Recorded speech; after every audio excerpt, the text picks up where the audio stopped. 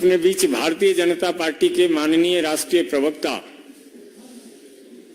प्रखर वक्ता डॉक्टर सुधांशु त्रिवेदी जी आपको संबोधित करेंगे। मेरा विनम्र निवेदन है माननीय सुधांशु जी से कि आपको संबोधित करें। मित्रों, लोकसभा चुनाव की प्रक्रिया जो आगे बढ़ती जा रही है, त्यों अपनी हार को निश्चय देखते हुए इंडी गठबंधन के नेताओं की निराशा, हताशा और कुंठा इस तथाकथित मोहब्बत की दुकान के अंदर से एक जहरीली जुबान के रूप में सामने आती जा रही है। पहले भी प्रधानमंत्री श्री नरेंद्र मोदी जी के प्रति एहसास कमतरी यानी इंफीरियरिटी कॉम्प्लेक्स, ईर्ष्या और ग्लानि के कारण अनेक प्रकार के आपत्तिजनक, अभद्र, निंदनीय बयान दिए गए।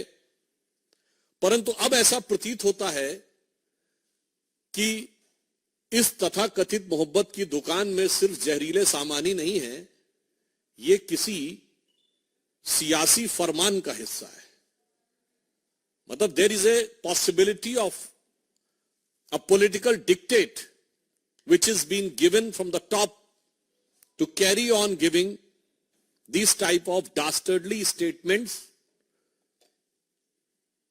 not only against Prime Minister Shri Narendra Modi ji but going to the extent of creating a divisive mindset among the people of the country। यानी अब सिर्फ प्रधानमंत्री श्री नरेंद्र मोदी जी के प्रति अवमानना और इसके बयान से आगे बढ़कर भारत के अंदर विभेदकारी, विभाजनकारी और राष्ट्र के विरोध तक जाने वाले, राष्ट्र की एकता पर आघात करने वाले बयानों तक आ गए।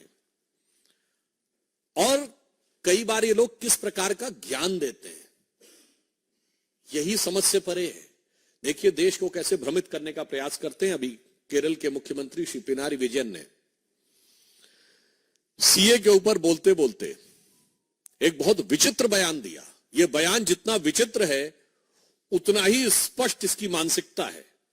उन्होंने कहा कि भारत माता की जय और जय हिंद के नारे पहले 2 मुसलमानों ने लगाए थे, इसलिए क्या इस नारे को त्याग देंगे? पहली विभाजनकारी मानसिकता यही है कि ये भारत माता की जय और जय हिंद के नारे एक भारतीय ने लगाए, ये नहीं दिखाई पड़ता है, उसमें हिंदू और मुसलमान दिखाई पड़ता है। दूसरी बात, उन्हें यह भी नहीं पता है कि जिसका उल्लेख वो कर रहे थे वो दीवान अजीमुल्ला खां, नाना साहब पेशवा बाजीराव द्वितीय के दीवान थे, उस पेशवाई साम्राज्य के जिसे भारत के इतिहास में हिंदू पद पातशाही कहा जाता है। तो देखिए आधा अधूरा ज्ञान, टकराव करने के लिए सब कुछ।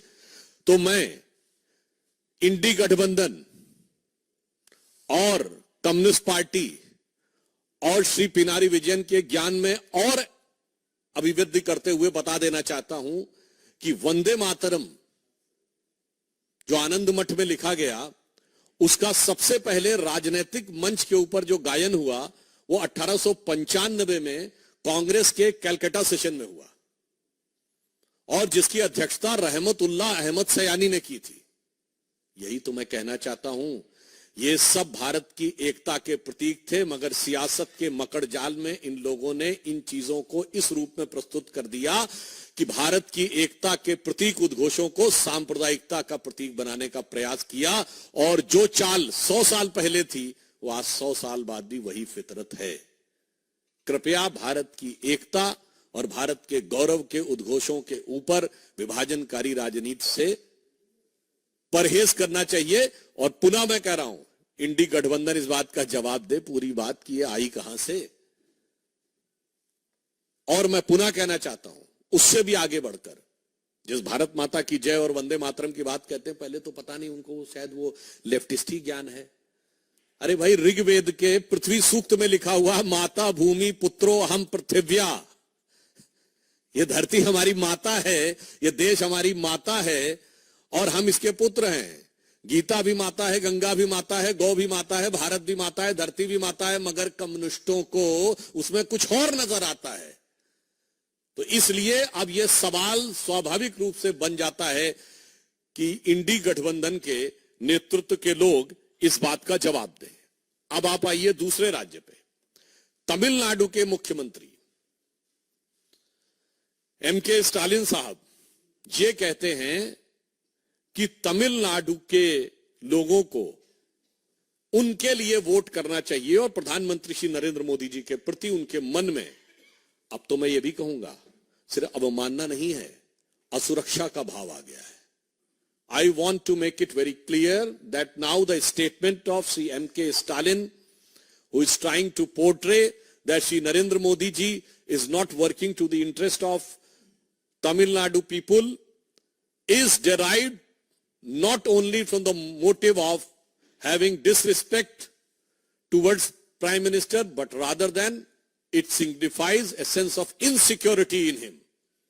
Because at present, Prime Minister Shri Narendra Modi is the most popular leader even in Tamil Nadu. और मैं फैक्ट के रूप में बता देना चाहता हूं, भारत के इतिहास में पहली बार ऐसा हुआ है। मैं पूछना चाहता हूं, प्रधानमंत्री जी ने अभी काशी में एक माह पूर्व तमिल में जो बोला था उसे एआई के जरिए सीधे तमिल में ट्रांसलेट किया गया। मैं विनम्रता और चुनौती से डीएमके से पूछना चाहता हूं कि आज तक कभी किसी भारत के प्रधानमंत्री की स्पीच रियल टाइम में जो हिंदी भाषी क्षेत्र में दी गई हो, तमिलनाडु में नहीं, हिंदी भाषी क्षेत्र में दी गई स्पीच तमिल में ट्रांसलेट की गई है? अगर की गई हो तो बता दें। यह प्रधानमंत्री जी की राष्ट्रीय एकात्मता के प्रतिभाव का प्रतीक है। क्या काशी तमिल संगम और सौराष्ट्र तमिल संगम कभी हुआ? आज भारत के की राजधानी दिल्ली में गौरव का प्रतीक जिसमें G20 हुआ, उस भारत मंडपम के बाहर नटराज की जो मूर्ति लगी है, यह तो तंजावुर की से निकली हुई नटराज की वह मूर्ति है जिसे तमिल संस्कृति में सबसे गौरव का प्रतीक माना जाता है। इसलिए मैं कहना चाह रहा हूं कि आज आप भी चाहें तो नमो ऐप पे जाके चेक भी कर सकते हैं, सभी भारतीय भाषाओं में रियल टाइम ट्रांसलेशन उनकी स्पीच का अवेलेबल है। भारतीय भाषाओं के प्रति जो सम्मान और उनके विकास के लिए जो कार्य प्रधानमंत्री मोदी जी ने किया है, शायद ये इन नेताओं के मन में असुरक्षा का भाव उत्पन्न करता जा रहा है। और हम ये भी पूछना चाहते हैं, आज तो आप उस कांग्रेस के साथ हैं जिसने एक नहीं अनेक बार तमिलनाडु में सरकार बर्खास्त की।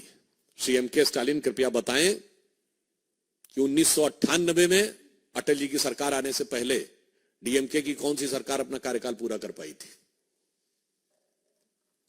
कांग्रेस ने तमिलनाडु में कभी विपक्ष की सरकारों को कार्यकाल नहीं पूरा करने दिया।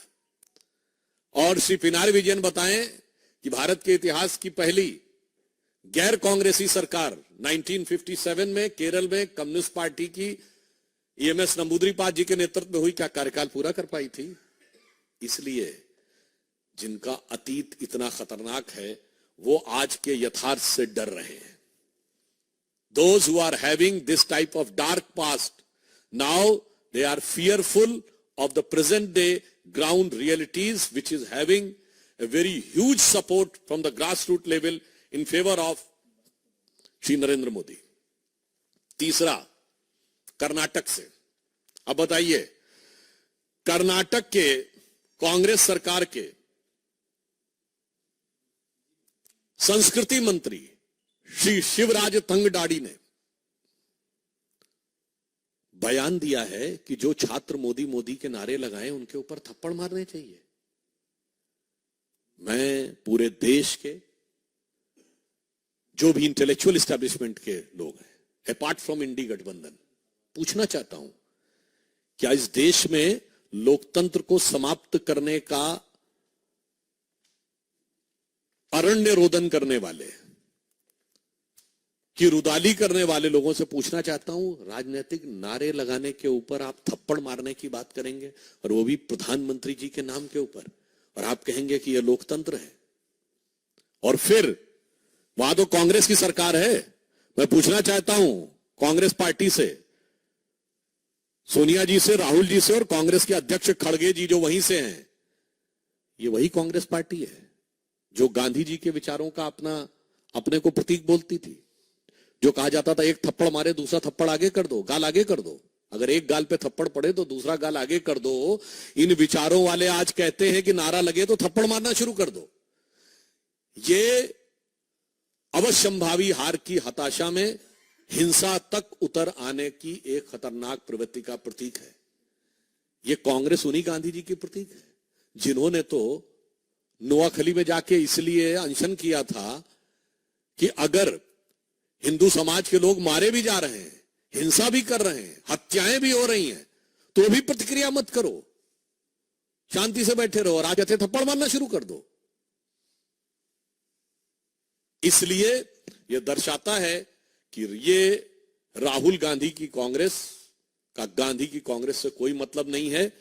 केरल का बयान इंडी गठबंधन के सीएम, तमिलनाडु का बयान इंडी गठबंधन के सीएम और कर्नाटक जहां प्रत्यक्ष कांग्रेस की सरकार है, कम से कम कांग्रेस को आज स्पष्ट रूप से यह बताना चाहिए कि इस प्रकार के विभाजनकारी, इस प्रकार के विभेदकारी और इस प्रकार के हिंसात्मक, this type of divisive and violence provoking statements are having any relevance in the democracy or not।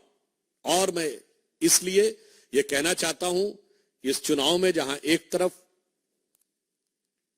Bharatiya Janata party और एनडीए प्रधानमंत्री श्री नरेंद्र मोदी जी के जांचे परखे और खरे नेतृत्व में प्रखरता के साथ जन जन का समर्थन लेते हुए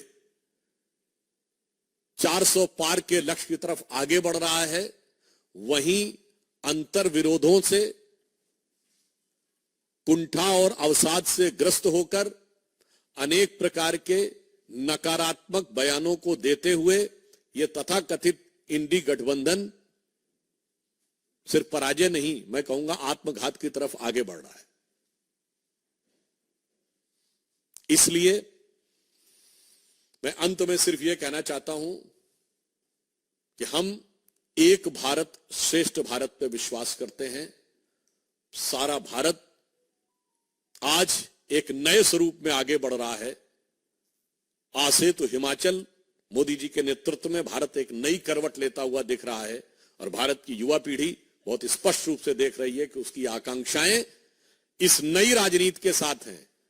ये पुराने जमाने की घिसी पिटी राजनीति, वर्ग, जाति, क्षेत्र में विभाजन करके व्यक्तिगत स्वार्थ और अहंकार को साथ में रखकर चलने की राजनीति अब पूरी तरीके से आउट ऑफ डेट यानी कालबाह्य हो रही है, वो उसके साथ खड़े हैं।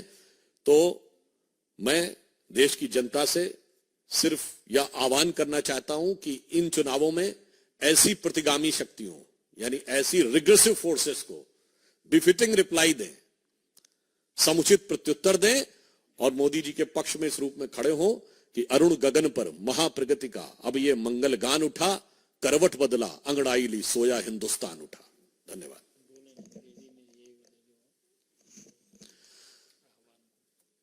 Lastly, I would like to urge and request to youth of this country that the time has come to come along with Prime Minister Shri Narendra Modi ji for ushering India into a new era which will make it economic superpower, the most prominent country in the world, which is its legitimate and designated place since most of the time in the history. The time has come.